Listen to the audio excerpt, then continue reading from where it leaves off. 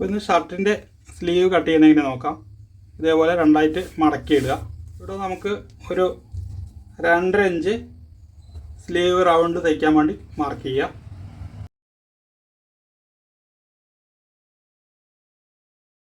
ഇത് വന്നിട്ട് നമ്മൾ 1.25 ഇഞ്ച് വീതിയിലാണ് ഇത് മടക്കി അടിക്കുന്നത്.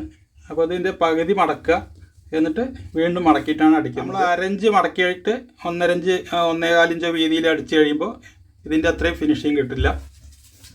ഇനി ഇതിൻ്റെ ഇറക്കം 9.5 ഇഞ്ചാണ്. ഒരു 3/4 ഇഞ്ച് തയ്യത്തുമ്പ് മാർക്ക് ചെയ്യാം. ഇത് വന്നിട്ട് സ്ലീവ് ഫോൾഡ് ചെയ്തിട്ട് തയ്ക്കുകയാണ്. നമ്മൾ ഓവർലോക്ക് ചെയ്യുകയാണെങ്കിൽ 1/2 ഇഞ്ച് ഇട്ടാൽ മതി. ഇനി ഇവിടെ 4.5 ഇഞ്ച് മാർക്ക് ചെയ്യാം. ഇത് ചെസ്റ്റിനനുസരിച്ചാണ്.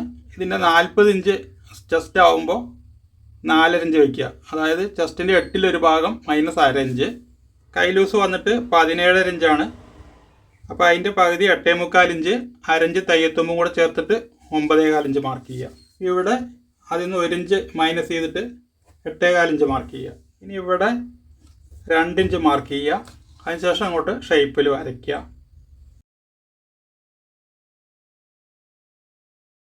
ഇതേപോലെ വരച്ചെടുക്കുക. ഇവിടെ ഒരു 1/2 ഇഞ്ച് കുഴിച്ച് മാർക്ക് ചെയ്യുക. ഇവിടെ ഒരു 1/2 ഇഞ്ച് മാർക്ക് ചെയ്യുക. അതേപോലെ ഇവിടെ ഒരു 1.5 ഇഞ്ചിന്ന് ഷേപ്പ് എടുത്ത് തുടങ്ങാം.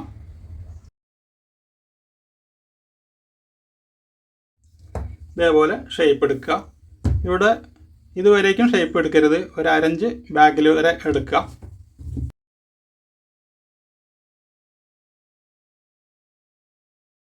ഇനി ഇത് കട്ട് ചെയ്യാം.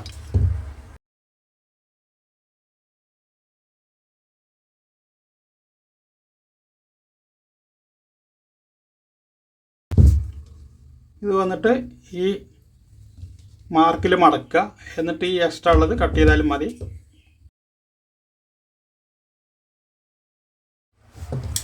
അതിനുശേഷം ഇവിടെ സെൻറ്റർ ഒന്ന് അടയാളപ്പെടുത്തുക.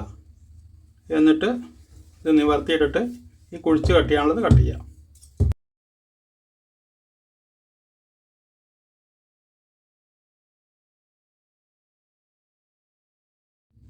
അപ്പോൾ ഇതേപോലെ കട്ട് ചെയ്ത് കഴിഞ്ഞാൽ സ്ലീവ് പെർഫെക്റ്റ് ആയിട്ട് കിട്ടും.